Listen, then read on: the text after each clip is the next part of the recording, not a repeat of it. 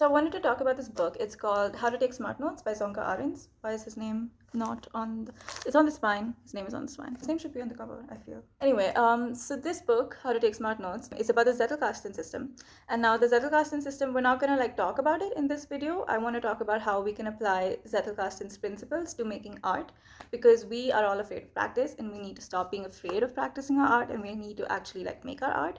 And this book helps with that. It's basically this note-taking system where you are, instead of categorizing your notes by topic and into specific folders and specific contexts, you are making each note that you take, you're making it independent and you're not giving it any context. So what happens then is that it becomes really easy to mingle contexts and get inspiration from this interconnected web of ideas. So for instance, if I had to make notes about this book, and if I put all those notes in this category of note-taking, I might not then get the idea to actually connect this topic to something like making art, something like creativity. So the reason why Zettelkasten works so well is because inspiration inside these things can come from anywhere. And that's why it helps to leave your note-taking system a little malleable, make it a little flexible, so that you can merge all these ideas and get inspiration from everywhere instead of sticking each note into each separate folder. So that's just the very small gist of it. So what I want to talk about today is that writers, artists, filmmakers, painters, all of us,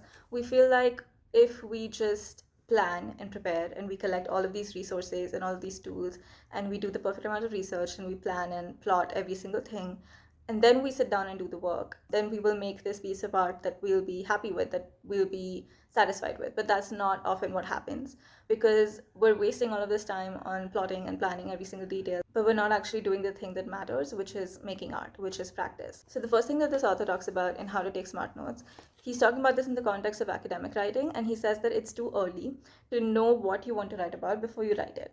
And this works in multiple contexts. It might be too early to decide what you want your project to be before you've actually gone out there and shot some raw footage, before you've written a couple of scenes. And this is because we are constricting ourselves to this fixed path instead of starting from this place of curiosity and openness and branching out into these different directions and letting inspiration come from everywhere, letting ideas come from multiple disciplines, and actually exploring our curiosity, exploring our creativity. And then the other thing is that we are not actually developing our skill. We are spending all of this time plotting and planning, and of course a certain amount is necessary. It's necessary to have an outline of what you're doing, but when we narrow the scope of creativity down to one theme only, that's where creativity gets stifled, it gets blocked, because you're not actually having fun, you're not exploring your curiosity. So since we're not actually spending time writing our novel or shooting the scenes, there's only so much growth that can happen.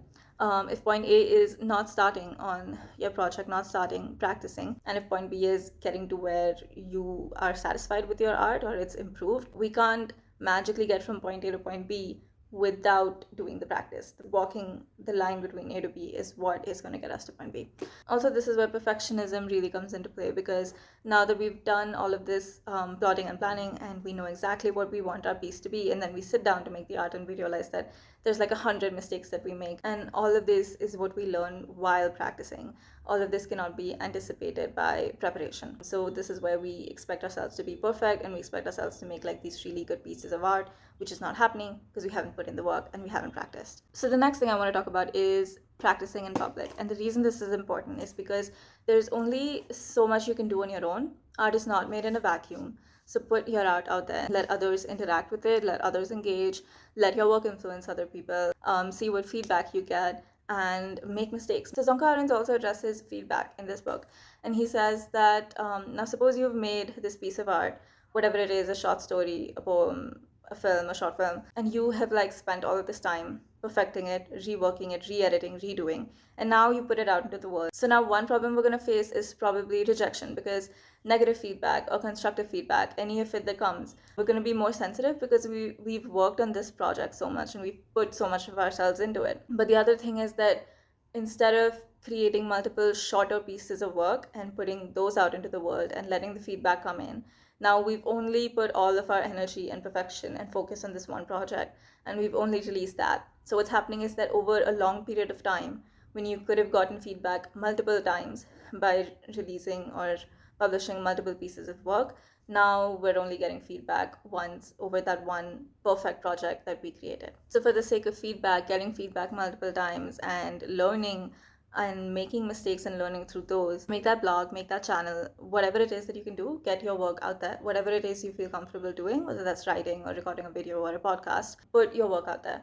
And the other reason why you shouldn't worry so much about like planning to the last detail before you put your work out there is because your mind is going to change so many times while you are practicing and while you're releasing these videos. What's going to happen is that new insight is going to come, new ideas are going to come to you, and you can't predict those. And the other thing is that we're all multi-passionate people. Humans are multi-passionate. We have so many interests and so many hobbies and so many different passions. But now because of social media and because of this sense of I have to make a brand or I have to make content, I have to make content targeted to one audience, and all of these things are important for people who are building brands. But art does not work that way, creativity does not work that way. If you have so many interests, if you're interested in gardening and knitting and writing poetry, I can guarantee you that you do have an audience for all of these interests that want to read what you've written, what art you've made. And so make it for them, make it for you. Don't worry about sticking to one theme only, one topic only, because creativity doesn't work that way. Humans don't work that way. So just put your work out there. So how do you decide if you have too many topics to write about or speak about? How do you decide which one to make art about? And what I would say for this is to just go ahead, just make art, just put your work out there, and let your future self worry about niching down. Let your future self worry about which line you want to stick to, because what you would have done is through all of these months or weeks, you would have created a lot of content for all of these things that you're interested in. And you will notice, and this is what Zonka Arons talks about in this book, you would have noticed that you'll have clusters. You have these questions that you keep coming back to, and those are the questions that you should focus on. But let your future self worry about that, because right now it's just too early for you to know and for you to stick to one path only. So follow all the paths, do everything that you're interested in. And lastly, it's about having fun. Art is supposed to be about having fun. And so when we worry about like, will people get this, the whole point is to be exploring your curiosity and your creativity, expressing yourself, and even building your knowledge base. If we talk about like the Zettelkasten system, it's supposed to be about building connections and building ideas and getting insight.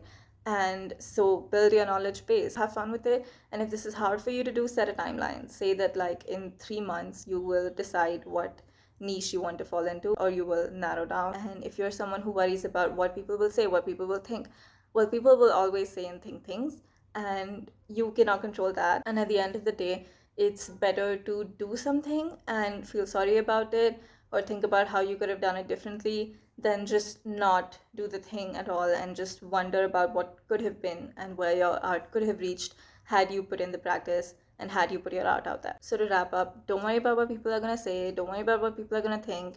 Don't think you have to niche down for anyone. Explore all of your interests. Your future self is going to be in a much better position to decide what you want. Right now, it's too early for you to know what your art needs to be. So for now, just let it be what it wants to be. Just put your art out there. And that's what I wanted to do with Readflect. I wanted to create this space where I can talk about art and creativity and mental health and emotional health and personal development and productivity and all of these things that I'm interested in, and I'm sure so many of you are as well. All right, that's all for today. Thank you so much for watching. Have a good day, and I'll see you in the next video.